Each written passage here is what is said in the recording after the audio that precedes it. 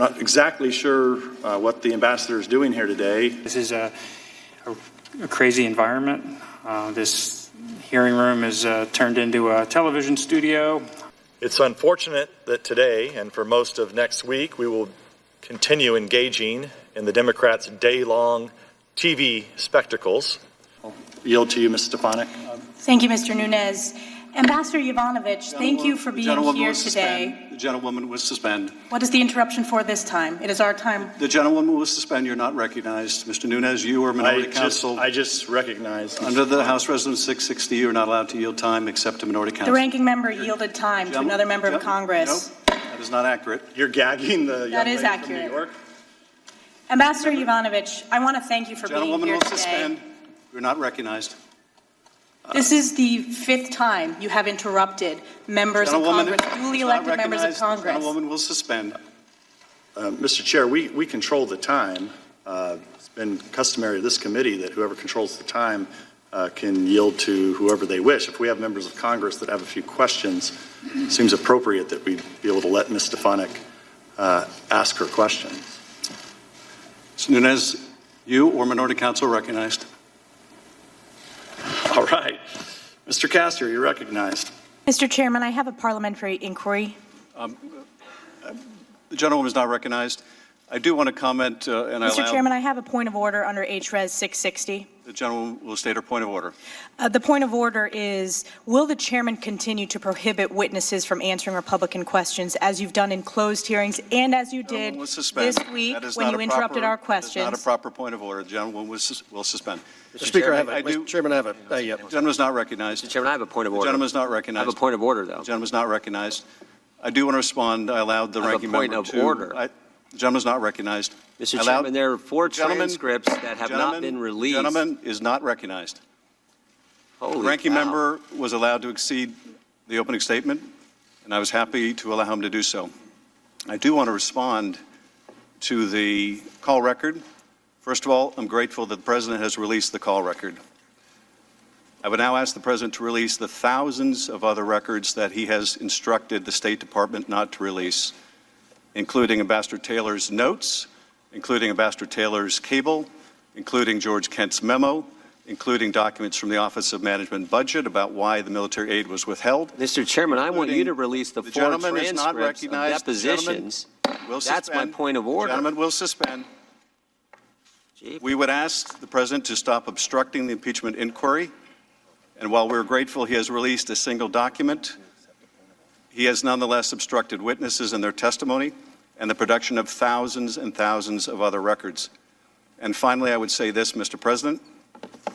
I hope you'll explain to the country today why it was after this call and while the Vice President was making plans to attend the inauguration that you instructed the Vice President not to attend Zelensky's inauguration. Mr. Chairman, I have a point of order. Mr. Chairman, I have a point of order under H.Res. is not recognized. So we know clearly you're going to interrupt us throughout this hearing. Gentlewoman is not recognized. Mr. Chairman, I have Today, a unanimous consent request. Today, no. Mr. Chairman, I have unanimous consent Gentleman is request. not recognized. They've taken away the Republicans' rights. And I watched today as certain very talented people wanted to ask questions, and they weren't even allowed to ask questions. Republicans, they weren't allowed to ask questions. It's a very sad thing. And I have indulged you with extra time, but I appreciate it. My indulgence is wearing out. I appreciate it. There is a question. Our indulgence wore out with you a long time ago, Mr. Chairman. Well, I'll tell you that. I'm about to gavel you down, so if you have a question, I suggest you. I'm asking her: do you think there's maybe a reason that this was that President Trump's concern was justified? You know, I can't speak for the president on this. Is it your understanding that what Vladimir Putin is saying here in this press statement in February 2017 is similar to what President Trump says on the July 25th call related to the 2016 election? Maybe. President Trump says the other thing. There's a lot of talk about Biden's son, that Biden stopped the prosecution, and a lot of people want to find out about that. So whatever you can do with the Attorney General would be great. Biden went around bragging that he stopped the prosecution. So if you can look into it, it sounds horrible to me. Now, are you familiar with these allegations related to Vice President Biden? Yes. Do you know whether he ever went around bragging that he stopped the prosecution of anyone? No. They were walking out to press conference. I said, no, I said, I'm not going to, or we're not going to give you the $1 billion. They said, you have no authority. You're not the president. The president said. I said, call him. I said, I'm telling you, you're not getting the $1 billion. I said, you're not getting the $1 billion. I'm going to be leaving here. And I think it was, 6 hours? I looked, I said, I'm leaving in 6 hours. If the prosecutor's not fired, you're not getting the money. Well, son of a bitch. Got fired. And in fact, if he helped to remove a corrupt Ukrainian prosecutor general who was not prosecuting enough corruption, that would increase the chances that corrupt companies in Ukraine would be investigated. Isn't that right? One would think so. And that could include Burisma, right? Yes. That the president might issue a tweet contradicting that or something to that effect. So let me see if I get this right. You were one of the most senior diplomats in the State Department. You've been there for 33 years. You'd won numerous awards.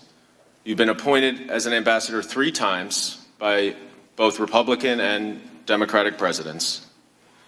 And the State Department would not issue a statement in support of you against false allegations because they were concerned about a tweet from the President of the United States?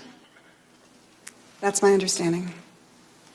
As we sit here testifying, the president is attacking you on Twitter, and I'd like to give you a chance to respond. I'll read part of one of his tweets.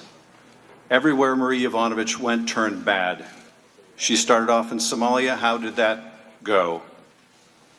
He goes on to say, later in the tweet, is a U.S. president's absolute right to appoint ambassadors. And now the president in real time is attacking you. What effect do you think that has on other witnesses' willingness to come forward and expose wrongdoing? Well, it's very intimidating. It's designed to intimidate, is it not? I mean, I can't speak to what the president is trying to do, but I think the effect is to be intimidating. Well, I want to let you know, Ambassador, that some of us here take witness intimidation very, very seriously. How it is the most powerful person on the face of the earth would remove you from office after your stellar service and somehow feel compelled to characterize you as bad news and then to ominously threaten that you're going to go through some things. He said the whistleblower may have committed treason, a crime punishable by death. Even though the whistleblower strictly adhered to the letter of the law, he even demeaned the memory of Senator McCain after he lied in his grave at the Naval Academy grounds. He belittled the Gold Star Khan family.